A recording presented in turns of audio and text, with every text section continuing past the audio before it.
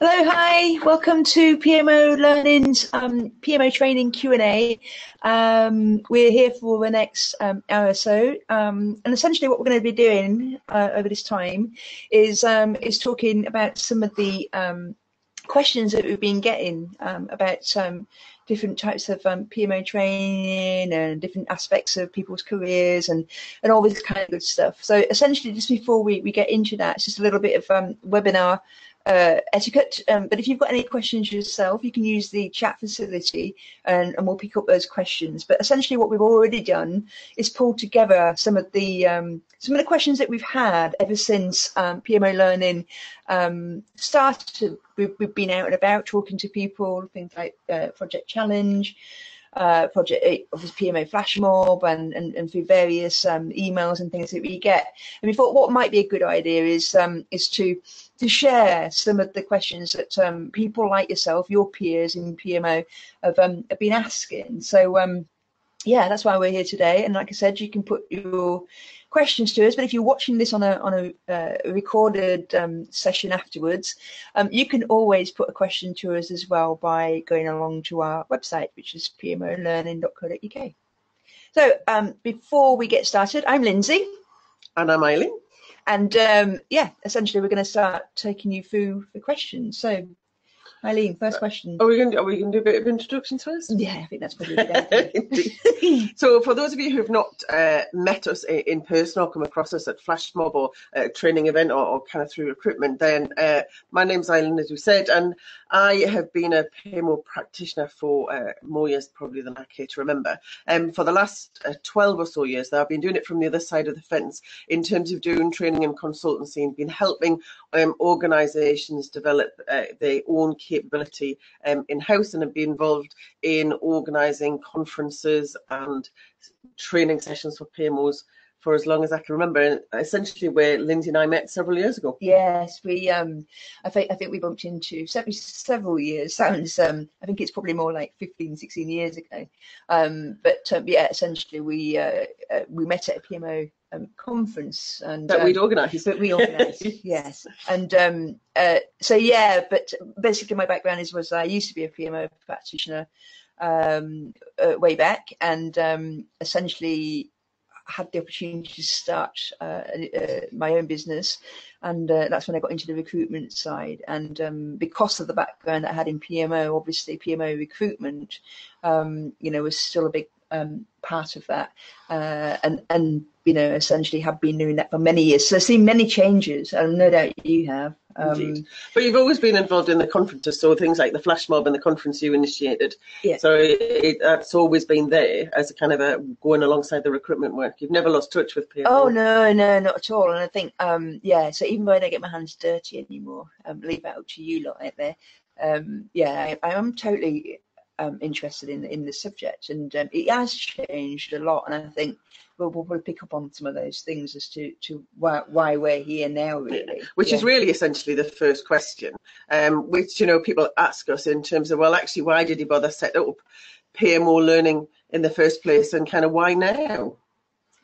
Yeah, I think it's if I go back, we were a Flash Mob probably 3 years ago, maybe down in Southampton. And I remember it's probably from the conversations that we had, because that's the great thing about Flash Mob, you get a lot of different kind of conversations. I think what probably came up that night, and then we kept on having a conversation about it, is there needs to be more in terms of the type of training opportunities that are out there for PMO people. And we were sat there thinking, we just need to do it. You just need to get on and do it. But it's like anything, you've got day jobs and what have you. But I also think one of the things that you'll notice we're called PMO Learning. We're not about project management learning. We focus specifically on PMO learning and development for those who are looking to go into PMOs, working in PMOs and managing PMOs, because a lot of the PMO training, and there is kind of some out there, but it tends to get lost with some of the project management training, and we wanted a place where people could come and they know that the courses are not kind of just tweaked project management courses. They're actually kind of set up specifically for PMO professionals who work out there or who want to work in the PMO arena. Yeah, and there is, and it is a profession in its own right. I mean, you see that obviously from my recruitment side of what I do, but obviously for the last few years in flash mobs and stuff. But you get in good groups of people coming out, so you know the profession. Okay, it's still young, but it's obvious that the training side of it, the knowledge building side of it, is kind of lagged behind a little bit, and so that's it's kind of like the accumulation of all of that stuff. And we said that actually one thing that we'd never really done is worked formally together, so that's why we started this. And here we go. So I think in terms of the training, as I've already mentioned, is one of the things that we specifically focus on is the PMO training. And a lot of people ask, well, actually, as a PMO person, I need project management knowledge, program knowledge, and portfolio knowledge. Is that not enough to do my role? And actually, as a PMO professional, there's a number of things that we have to do over and above all of that kind of project, program, and portfolio knowledge and skills. It's about actually setting up a PMO, running a PMO, transforming PMOs as the company and the environment we work in changes, and also close down PMOs when we're required. So that whole kind of managing the life cycle of a PMO is not ever taught on a project management course. And actually, from a PMO perspective, we deliver a range of services into projects, programs, and portfolios. And again, the setting up of those services, the managing and the transformation of those services is an important part that we kind of focus on within our organisation. And when we started, what we've done is pull together kind of 12 months or so, when we started kind of putting the business together, was focus on the certification courses that were out there, because some people don't actually recognise the fact or know that there's been certification courses for PMOs back since 1999, and interestingly, Lindsay and I, who kind of didn't quite know each other then, both did the original PPSO certification course independently, and we've been recently comparing our notes on our course materials that we did back then, and so that's where I had neat handwriting on mine. You did. I did. Some things never change, yes, and lots of kind of doodles and graphics as well around that. So, we're very much kind of starting a focus on the certification courses. I mean, just to say that in terms of the benefits of doing a PMO training versus just doing project management training, if I think back to back then when the first certifications were coming out, like the PPSO stuff, and some of the people that were doing that course back then at the same time as Eileen and I, and are still in the field around PMO, it was almost like they've had to go through their career having to find out a lot of stuff themselves from various places, a lot of trial and error.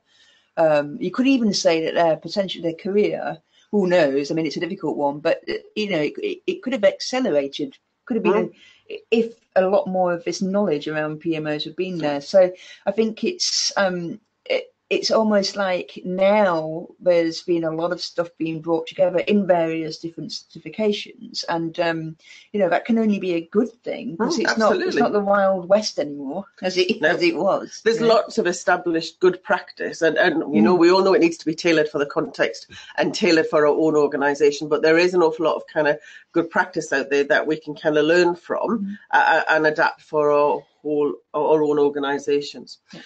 So just kind of moving on to this kind of why certification courses, and I think we've seen over the last kind of few years is that recognition of achieving a standard, a recognised standard, is really kind of helpful for you as an individual to know that you've actually kind of reached that standard, but also demonstrating to your current employer and potentially a future employer that actually that this is where you sit within the kind of the career path and the development path for PMO professionals. Yeah, no, absolutely. So we've concentrated on the kind of the three certifications that we're kind of round when we kind of pulled the organisation together. The first one is the BCS certification, the PPSO certificate and advanced certificate, which, as I say, has been around since 1999-2000. We took the P3O certification courses, which have been around since 2009, refreshed again in 2013. I happen to know that quite well since I did that and wrote the book. Yes. And also there's a new certifications come out through AIPMO, which we'll kind of come on to since 2016. So those are the kind of the major kind of certifications that are available. I think it's also worth saying, I think we all recognise as well that, why people opt for certified courses is, we can't get away from the obvious thing that, Prince choose very much about the, for project managers, they need to have this in terms of to be considered or shortlisted for applications and things. And it's not so much in the PMO world, but where that exists, I would say, for more enlightened recruitment agencies, there is still that sway actually that you would have done project management things or program or portfolio qualifications, but like I said, that is changing, and obviously the most common one, and we'll come on to that, is P3O. But I think that's why a lot of people opt for the certified course is that is the marketplace, the employment marketplace, as well as being able to say, I've done this course because it's it's about best practice, and I'm demonstrating that that I'm capable of knowledge level wise, and but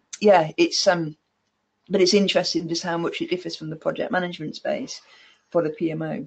Yeah. But I think as PMOs are now becoming more common and more understood, then the expectation that you have a certification in your field, in your professional field, is becoming more of a requirement. Yeah, and I also think that, if you're committed to a career, if PMO is where you've been and where you're going to and planning on staying there, but there is, that you should be looking at development. Absolutely. And, why not? I mean, if this is the field you work in, of course you want to be able to have as I say, more people want to be certified in that profession that they've dedicated themselves to. And it is worth mentioning, though, although we've kind of started off doing the certification courses for all of the reasons we've just discussed, what we're not doing is kind of ruling out any non-certification courses. In fact, what you'll see with PMO Learning as we kind of go through the next few months is a number of other non-certification courses for particular specialised skills that will supplement the key certification courses. So we'll talk a little bit about those further on, but they're definitely kind of coming through. Yeah. So interestingly, in terms of kind of having 3 different certification courses, people often ask, well, actually, kind of which certification is best? That was the most common question we got at Project Challenge. When people saw this, what you're seeing on screen now, the levels and stuff, it's like, well, okay, right, where am I? That's the first questions, really. And interestingly, what we don't want to get into is kind of which certification is best. What we want to have the conversation is which certification is best for you. So because each of these kind of certifications has merit and has value, and there is some overlap in content, so I wouldn't necessarily recommend you go and get all of those kind of certifications, but it's definitely worth thinking about which one is most appropriate for you in terms of your current context, but also where you're looking to go next. Yeah. So hopefully some of the questions that we'll cover off in this kind of webinar will help you kind of answer some of those questions. And as I say, if you've got kind of specific questions, kind of put them in the chat and we'll pick them up as we go through.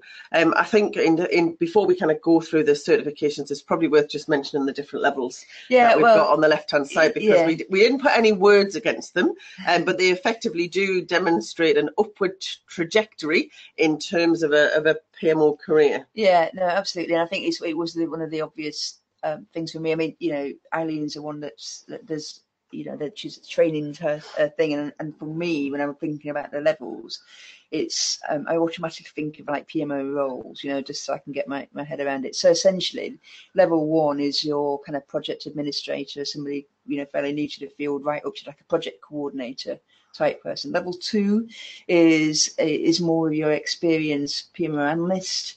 Somebody that has been around the block a few times, is doing things like introducing new services and refreshing services and doing process work, that kind of thing.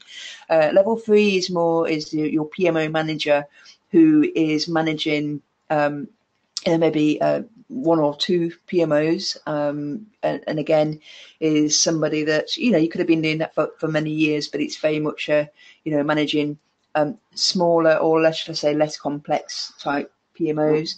And even at that level 3, you can be somebody who is running a PMO for a kind of a division. So it's a permanent PMO. It's not a temporary. It's not just a temporary project office or a temporary program office. It's actually an established kind of permanent office within the organisation. And I think the idea is that kind of level 3 is your focus is that kind of one PMO and delivering the services out of that PMO. Yeah, and the distinction, of course, with level 4 is that it's a more senior level, but it's probably your role is probably something like head of portfolio, head of projects, maybe PMO director, and your responsibilities are more at that enterprise PMO level. I love the word Topology. Enterprises. So what we've said around that level 4, it's people who are looking across the whole PMO enterprise topology. So basically you're working with kind of the very senior team. You're saying, actually, as an organisation, we have a strategy to deliver. We're going to deliver that through, yes, we've got some business as usual. We've got a lot of projects and programmes. How do we set up PMO services across the whole organisation in order to support the delivery of that portfolio? And that may be setting up 4 or 5 sub-portfolios and some sub-portfolio officers and some program officers and some project officers. And how do we bring together all of the services that sit across of that whole organisation? Yeah. So part of me is the really exciting thing is that those roles are actually becoming much more common, because they were almost unheard of when I actually I was directly employed as a PMO manager, and now I work with a quite a number of people who actually kind of hold that role. And every now and then I get tempted to say one, but we're going to kind of stick with where we are and kind of helping other people to kind of achieve and excel at all of those 4 different levels. And this is the conversations we've had over the years as well, is that because the role of PMO has changed, and this higher level, but more closer to the board, enterprise, whatever you want to call it, is it has become more of a thing. What has not kept up really is how do you get to that level? Do you have to go into delivery mode, or well, actually you don't, but the knowledge and the experience, it has to come from somewhere, and this is why we got a bit excited about this level. And the other thing is as well is that you don't get a real understanding of what it means to be doing that as a day-to-day role from just attending project management courses. So just attending a management of portfolio courses, yes, will give you an understanding of kind of the processes that you're going to support, but in terms of how you're going about setting that up, kind of stakeholder engagement and the kind of the management aspects of that. And again, it's about this managing the project management, the PMO life cycle becomes kind of much more specialist knowledge within the PMO. And as you'll see right on the right and the far end of what you're looking at right now is that you'll see prints to your MSP and your MOP, and what we're saying is that traditionally when we've done quite a bit of research and PMO benchmark report asking about what certifications that people do today, and because there's not that much in terms of PMO, and of course you'll see that people tend to opt for project related stuff around level 1 and 2. And really, what is really interesting is that still today, the most common type of PMO is actually a program level PMO, which is why obviously some PMO people opt for that MSP. And then, of course, now you're seeing the more portfolio level led work, which is why, level 4 might be more of that MOP stuff. But, that's not our focus. We're very much about the PMO stuff. Yeah, across the loop. You can go and find that training everywhere else. Yeah. And so what you'll see in terms of the 3 certifications that we taken up, is that they cover all 4 levels, no surprise, starting from the PPSO Essential Certificate, which is right at entry level, so really aimed at individuals who have not worked in a project environment, let alone a PMO, and are really looking at kind of project management and PMO knowledge from that. So we'll talk about each of the certifications. And again, kind of level 3 is working up to the kind of the PMO manager role.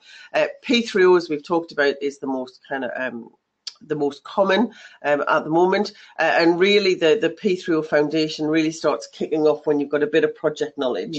And doing the foundation without any knowledge at all, I think, is a real struggle for individuals. So having some project knowledge before you go on that P3O foundation course is obviously useful, and again taking you up to level 3. And the EIPMO certification is really kind of, actually their foundation certificate starts at level 2. We've had lots of conversations about the different terminologies that the various bodies have used for the different levels, so we've just gone with what they call them, and we'll live with that. So their foundation level is actually equivalent to a level 2. So somebody who knows projects and programs, who's been working in a PMO for a while, and really wants to kind of establish some kind of some broader kind of theoretical knowledge around and experience around that particular element of delivering services. The practitioner level for EIPMO is at PMO manager level, and the expert level is really, again, looking at that kind of across the organisation. And we're going to talk about each of the individual kind of certifications.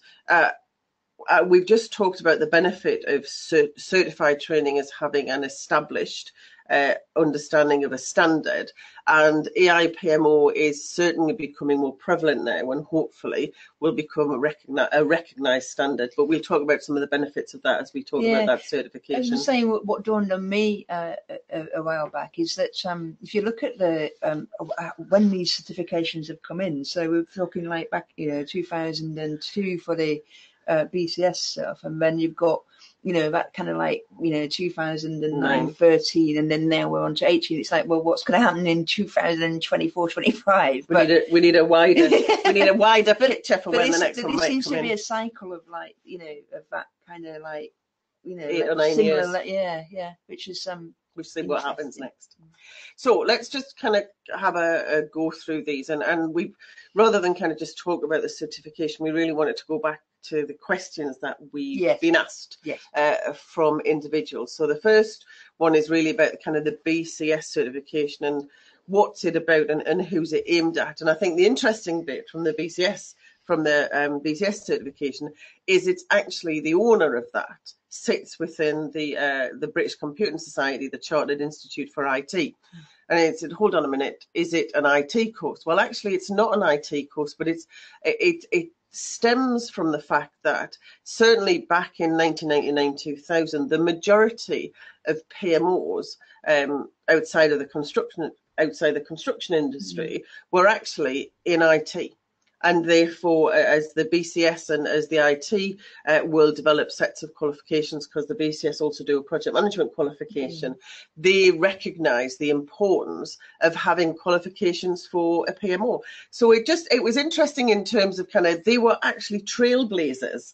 And I think they've lost some of that kind of credit because people, as I say, are less familiar with the BCS certification.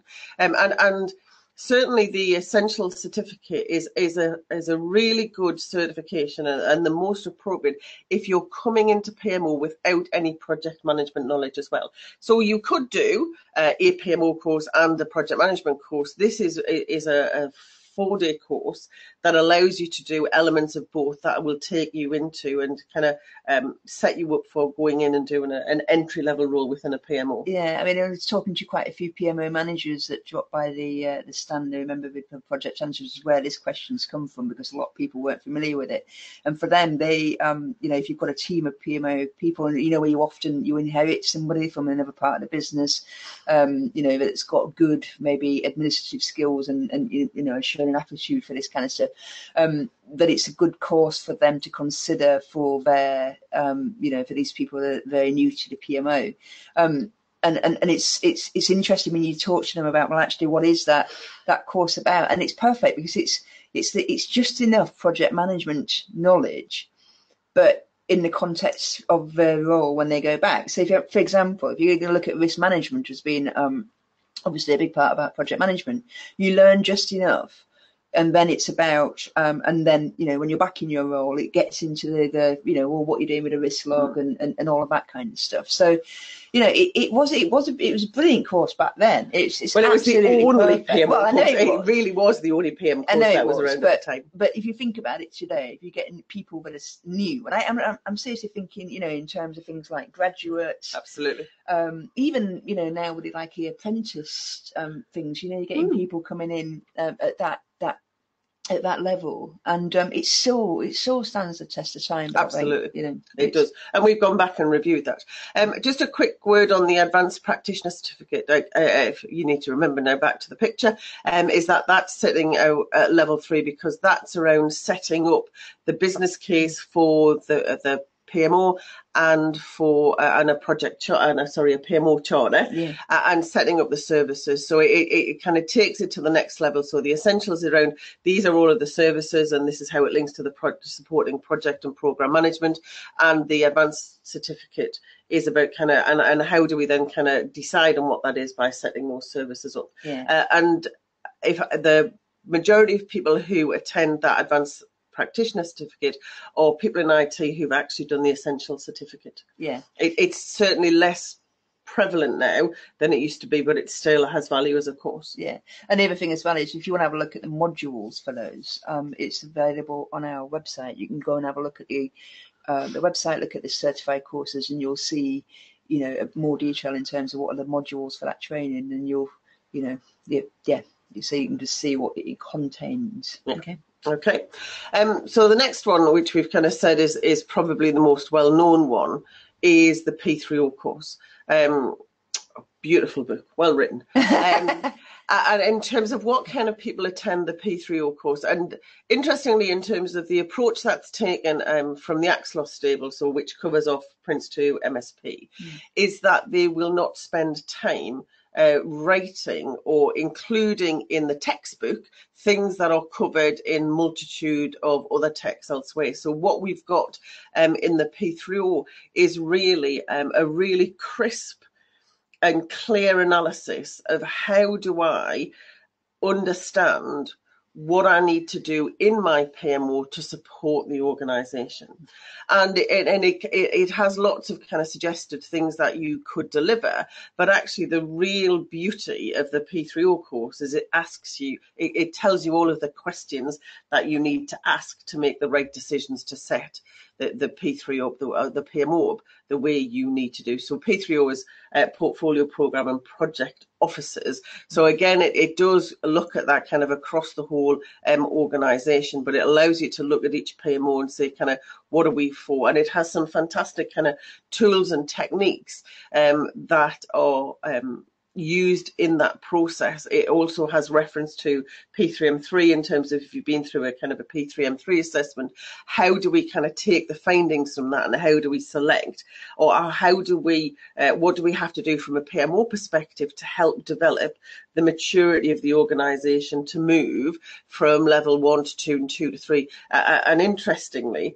as a P3M3 assessor myself, we know that actually to achieve level 3, you need to have an established PMO. You need to have formally documented processes that people follow. And so, if you're going through a P3M3 assessment, then P3O is kind of really useful.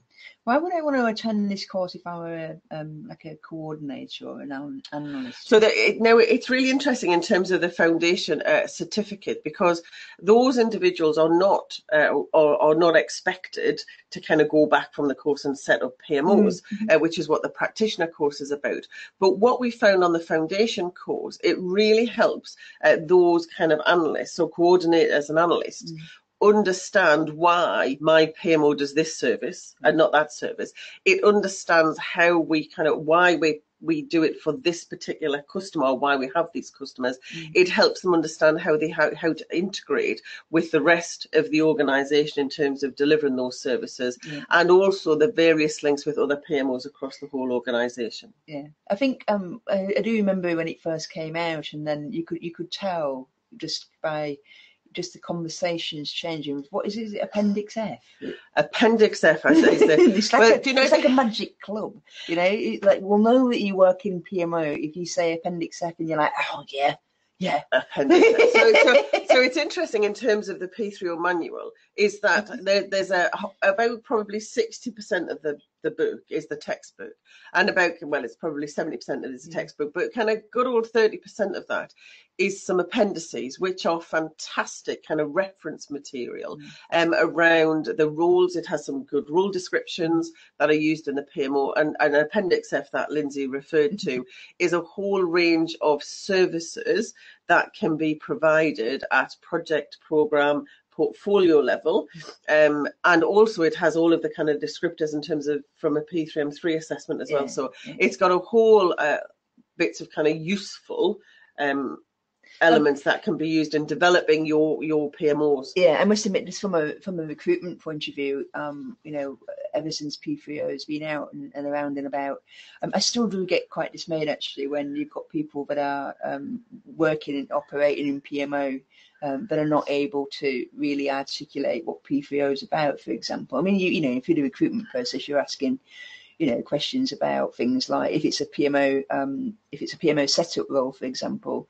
I will talk to them about, you know, elements of P3O, and it's just, you know, and a bit like my husband who calls it P30. P30, yeah, exactly. So, yeah, I think it's, you know, if you're in this field, it's, I don't know how you cannot be, but then again, we have got other things now, so maybe. Yes, but as I say, it's interesting, and it really, when it came out in 2009, and we've kind of refreshed it in 2013, it has actually become the de facto standard for understanding the whole kind of concept of a PMO and how it needs to be set up. Yeah. And you know, you've got a 3-day foundation, you've got a 2-day practitioner, and that is all focused about making sure your PMO does what it needs to do for your organisation. So it doesn't just cover setting it up, it does also talk about kind of how to kind of re-energise and obviously evolve that as you go through the process. So one of the other questions I had about P3O is, do you think that people should take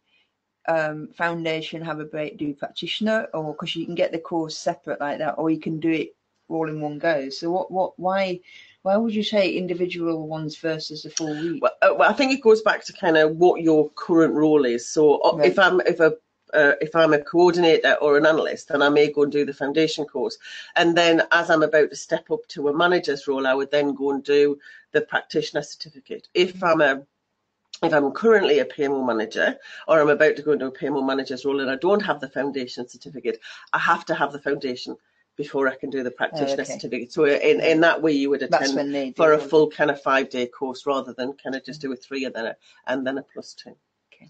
So the kind of the other certification, the final certification that we've kind of picked up is EIPMO, and the most frequent question we've had for the so far is well, who are EIPMO, because it is relatively new. Well, it's actually brand new to the UK. It has been developing the materials, and as you see, it's actually an association. It's not just an accreditation body. It is an association that's looking to kind of drive the kind of the whole skills and awareness through of PMOs through kind of certification and their body of knowledge. So they've been building up, and they are now very big in the Middle East, and we are fortunate enough to be the kind of first providers in the UK to offer these various certifications. I think they got a boost quite early on because the Saudi ministries, which is equivalent to the government in there, is that it was mandated that anybody working in PMO had to to be and doing the AIPMO certifications. It's been fascinating actually to listen to how business is done now. PMOs are perceived out there. And even the Prince of Saudi Arabia talks about his PMOs and how much he loves this certification, which, you know, I can only imagine kind of Prince Charles and Camilla kind of sitting talking about, we really need to have a conversation about our PMOs. But I think that one of the kind of the most overlapping area is about kind of that PMO manager level. And again, this has got a foundation level certificate for analysts, but then they've got the practitioner level for setting up a PMO. The interesting thing about kind of EIPMO certification, which is quite different from both the BCS and the P3O. The BCS and the P3O have almost a kind of a one-to-one relationship. So this is what you learn on the course and this is what you're going to be examined on. And so you get taught 100% of the syllabus and it's all examined. When you go to an AIPMO course, it's a bit different to that. And I think, you know, kind of the reason why it's different is this, in terms of the setup of the association. So the association recognises that actually the world's changing very fast, and we've already talked about how PMO world has changed over the last kind of 15 or so years that we've been working in the industry.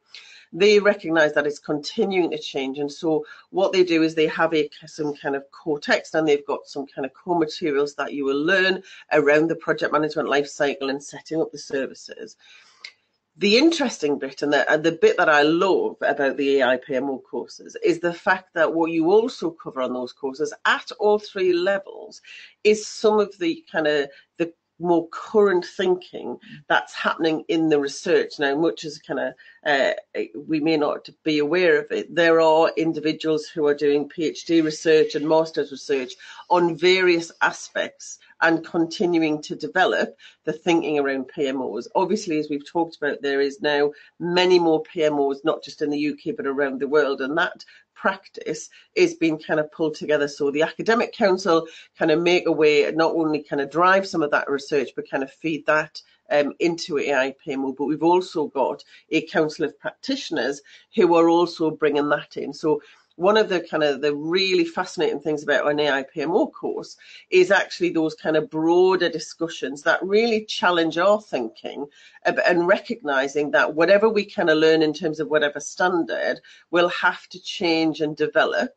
And actually, we need to be, as true PMO professionals, we should be watching what's happening in the world so we can also lead those changes within our own organisation and develop. So, you know, if you're a finance professional or an HR professional, there's an expectation that you will kind of keep up to date with developments. And the AIPMO is absolutely saying exactly the same. If you work in a PMO and you are a PMO professional, part of your role is to kind of keep an eye on what's happening and what developments are being made. What's really interesting about this is that from the academic side is that, again, back in the day, without all this stuff being available, you know, how many times have we used to do things like we'd see the papers from Monique Aubrey, which, by the way, she is part of Sits on the Academic Council. But, you know, it was her papers and it's her writing from PMI and things like that, but actually helped inform a lot of our peers at the time in terms of how they were, you know, developing their PMOs and things like that.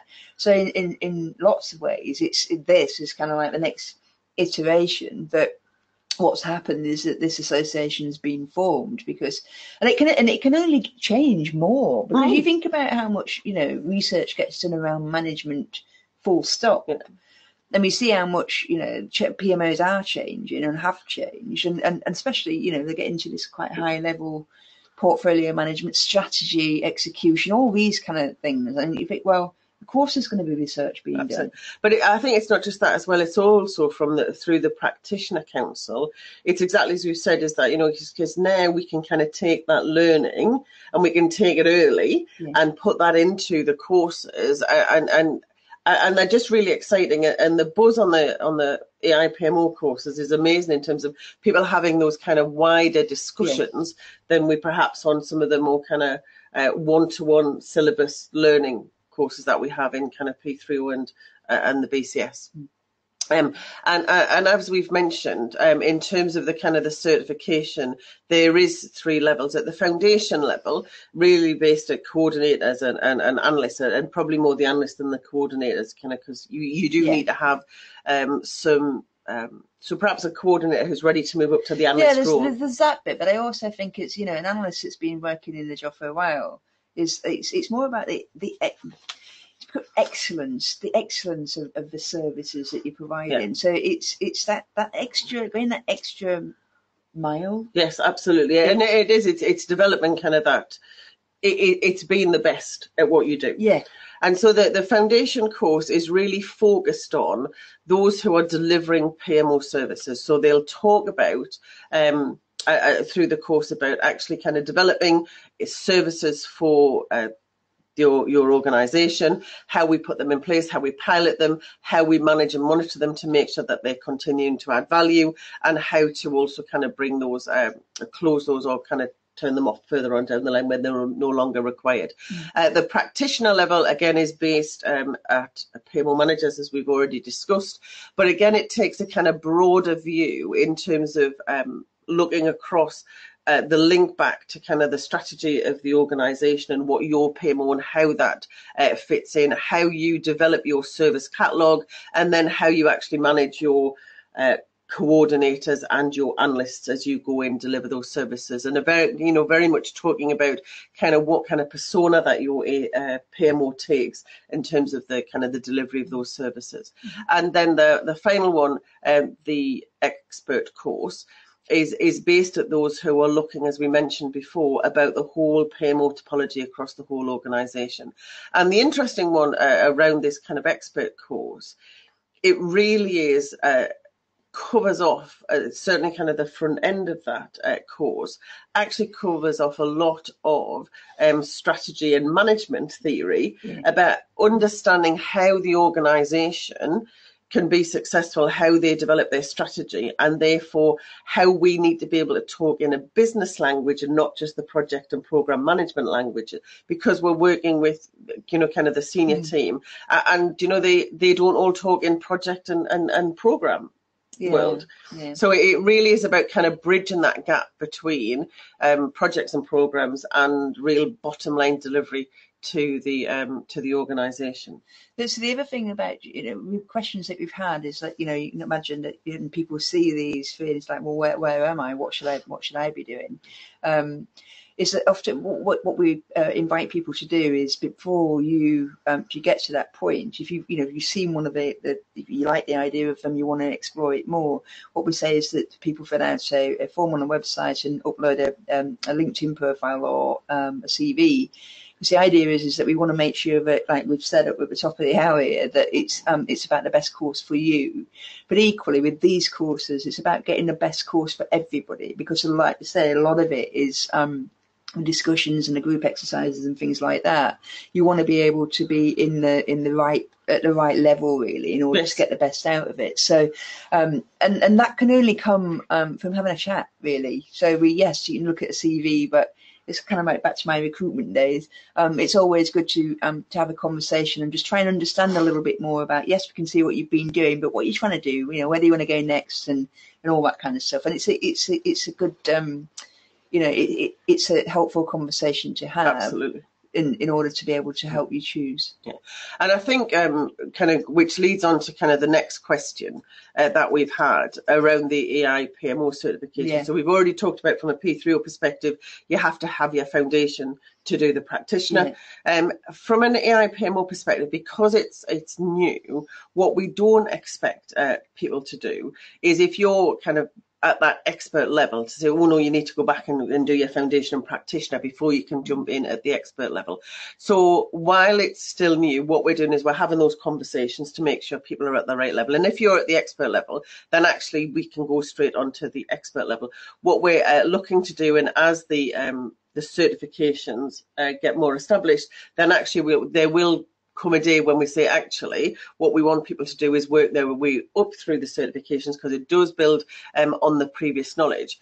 because what we're also looking to do as well, and it really kind of takes this whole kind of continuing professional development that says, you know, if you're kind of developing your career, then you need to kind of build up that knowledge and keep up to date. And so it's, again, going back to this is not just a certification body, it's actually an association. It's in terms of how do we maintain that. That professional kind of insight into our industry. Yeah, I think one of the questions as well, that which I'm not necessarily got, but I think before we move on from the AIPMO stuff, is people saying, well, if I did the course, the expert level course, you know, in June,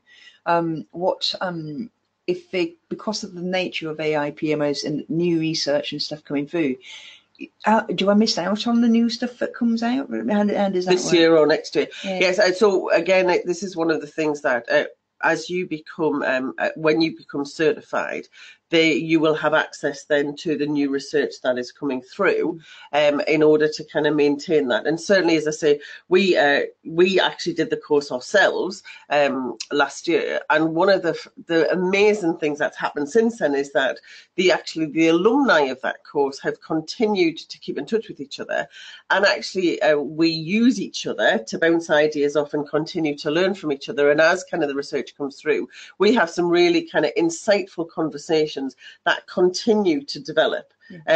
We also have quite a bit of fun with that group as well, it has to be said. It's not all kind of serious work, but it really is about kind of that kind of development of the profession and not just development of the kind of the skills and knowledge. So those are the kind of the three key certifications, and this is where we have some of the kind of additional things that we're starting to have a look at, is on which courses do we actually start looking at the behavioural side of the PMO? And you're probably, or hopefully you're aware that through the PMO flash mob, Lindsay and I are involved in developing the competency framework, and we recognise that actually that anything we do, any service we provide in the PMO, actually is kind of pretty pointless if we don't demonstrate the right behaviours.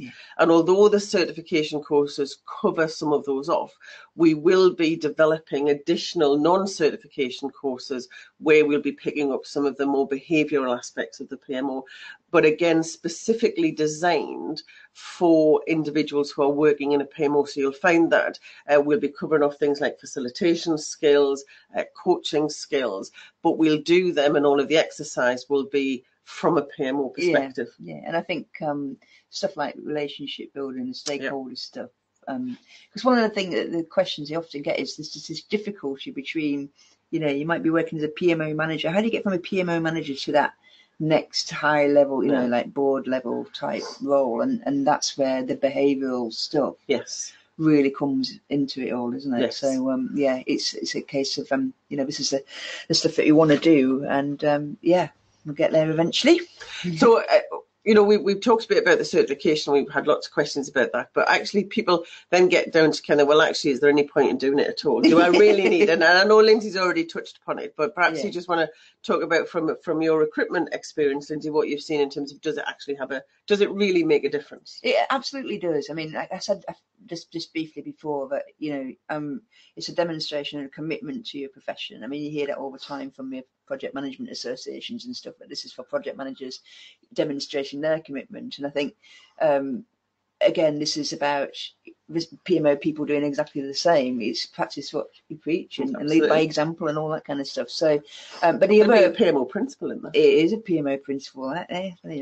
Anyway, so does it have obviously it has a positive impact on your career. I've never met anybody yet that's done some of the courses that we talked about. Said it's a negative in terms of you know, things like, for example, with the AIPMO course, is that even just in that short amount of time since they did that one last year, that, you know, people are starting to see it's different opportunities. It gives you a different mindset. And a lot of it as well is around the more knowledge you have, the more confidence, and it's a self-perpetuating thing, you know. And I often say to, because I do careers advice stuff with people, and I just say, you know, that often you will find that even just by doing a training course, or you know, even just maybe like an e-learning thing or whatever, just how different you're thinking then next time. So for example, when I've said to people about, tell me about your experiences around P3O, and it's like, I don't really know that much about it. Go away, come back and talk to me again when you've done that. And it's amazing how different the discourse is, the way that they choose to articulate themselves, how they've used to, they couldn't demonstrate what kind of level of service they offered or what services they do because they didn't know, what is the terminology even, so it's just little things like that. And of course, But I think the other thing is as well, is around the certification training. It covers, and you will meet people on the courses who come from different industries and different backgrounds and different PMOs. And we all know that there's kind of never two PMOs that are exactly the same. And so if you've got kind of experience just in one organisation, actually getting a broader view, and I know it was always kind of fascinating, it was certainly when we started kind of doing PMO and looking outside the organisation, it was amazing trying to find somebody who just did what we did. So finding another PMO person was kind of that was amazing.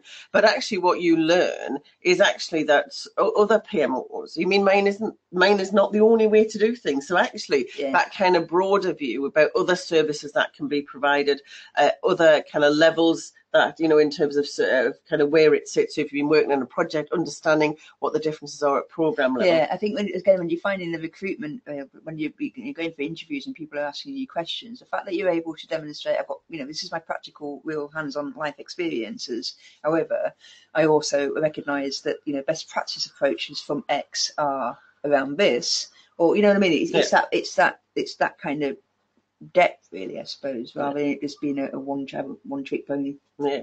So this is the kind of probably one we get kind of quite a bit, and particularly because of the overlap between the kind of the three different courses. So about which one is best. If I want to be a PMO manager, which one should I go on? Well, exactly. It's like you said, it's about context, isn't it? As well.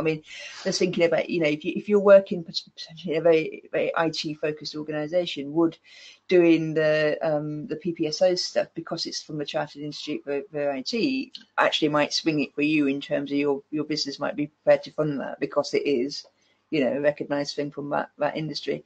If it's what I've found a lot in my recruitment career, the people that are working more in public sector, for example, follow and actually it's really weird. Instead of calling it a PMO, they call it a P3O. I find that really strange. But you see that a lot more. So you see, for example, so it is if you're in public sector, would P3O be more beneficial than say the IT one?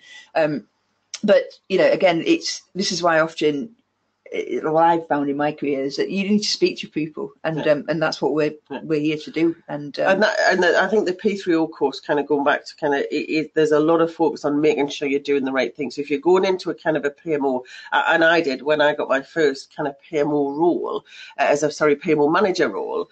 I was going into an organisation where the PMO, although they were recruiting and getting a replacement for the PMO manager, I was basically told, well, it's kind of there. We're not quite sure what it does and kind of whether it adds any value, but we want somebody in there because it seems to do some stuff that we think is useful, which is always an interesting position to go into. And for that kind of role, where you want to understand the kind of the tools and techniques and some processes to really do that kind of quite kind of clinical analysis to kind of think about, well, actually, which ducks do I need to put in a row to make this actually work and be seen to add value and be seen to add value. The P3O was great.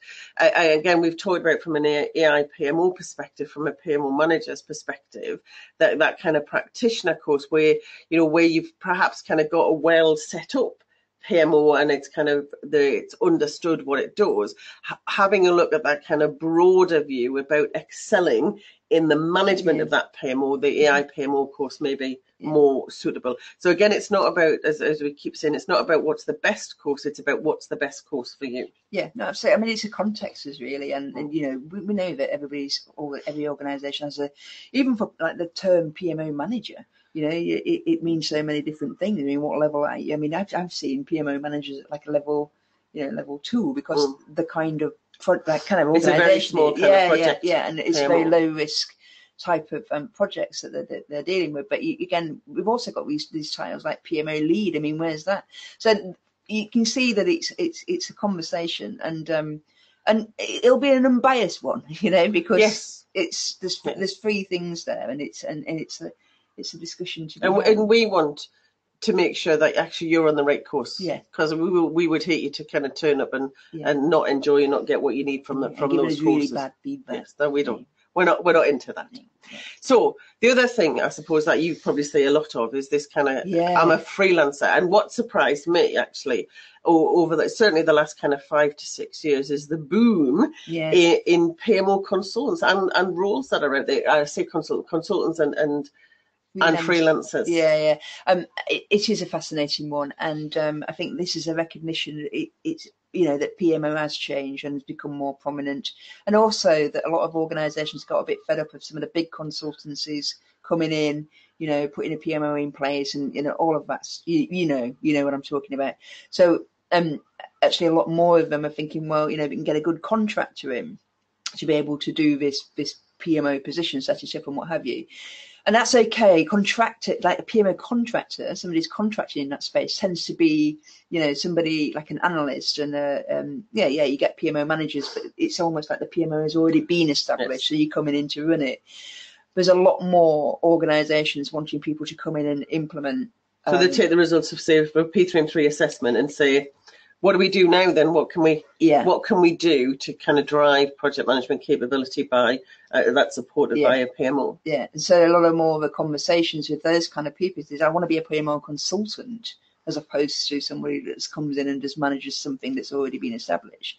And actually, if you're going to do that, you need to have, you know, there's a lot of other things, obviously the gravitas and all this kind of stuff, but, you know, ultimately, where's your credentials? You know, otherwise, like, how do I know that you're going to be coming to do an interview or whatever? But there are different approaches for this. So, you know, how do you consult with an organisation about setting up a PMO for the first time? And actually, that's where some of the more expert level stuff for the AIP bit gets really into. And that really is in terms of the level of the PMO, in terms of, so certain when you go in and kind of do your P3MO, so your P3 and 3 assessment, then what they're looking for is somebody that perhaps has got kind of a P3O, so they know they're going to go through a kind of a structured process to decide on what the PMO is and kind of set that up. If you're going in and an organisation is kind of, and I currently working with a couple of organisations where they're saying, actually, we're thinking about introducing project management into the organisation, and actually we're just starting to work with the board to develop strategy, and you're working at that level, and then the outcomes of that are going to be the establishment of some PMOs. Then again, EIPMO may be a better grounding in terms of doing that more consultative role across the whole kind of project management spectrum, not just. I think there's like a full hour in this whole thing around the freelance consultant bit, because it, like I say, it's a great opportunity for a lot of people. And of course, we're just talking about, you know, the L&D, the learning and development and training bit, in relation to obviously what we're talking about here today, but of course there are other things to consider. Yes. You know, it's for me, if I'm going to take somebody seriously, I want to see, but the commitment. I want to know that the best practice knowledge is there, as well as the hands-on, you know, getting your hands dirty experience. All it's there. So I think, you know, just finishing off in the last kind of couple of minutes of our hour, we are available to speak to people. So on the website, you can register for us to contact you. You give us a ring. We may not be available immediately, but we definitely will get back to you. And as we've said, you know, kind of finding the course that's best for you is what we're there to help you to do. Yeah, the best approach is to have a look at the website. If you see some of the courses that you're interested in, you'll see that there's a delegate details. And essentially what you'll do is fill that out. You can upload your CV, and we'll get back to you and have a chat with you. You can just put some notes about which course it is that you're interested in. And there's no obligations. It's just, you know, trying to get to this point of understanding that, you know, which is the right course for you. And you might find that, you know, it could be something that's a 6 month, year down the line. That's fine. You know, sometimes you've got to start doing the groundwork in order to be able to ask. Absolutely, yes. So can I have and you know, it's also kind of Lindsay and I have both got experience of lots of organisations now that we've worked at over the years. Again, so we speak most company languages now in terms of projects, programs, and PMOs. So again, kind of working through some of that kind of terminology that you might say on our website that doesn't resonate with yours, we can kind of do some of that kind of translation as well to help. Yeah. So, we've got our details there. Oh, I missed one. How do I get my organisation to pay for it? So when you've been through all the process, I tried to give her that that little in, then she just went completely over my head. Because it's important. Because, like I say, you start doing the groundwork now, you may get it signed off. In the next review period that you've got, or whatever, or if you're paying for it yourself, if you're a contractor consultant, there's obviously a different propositions there.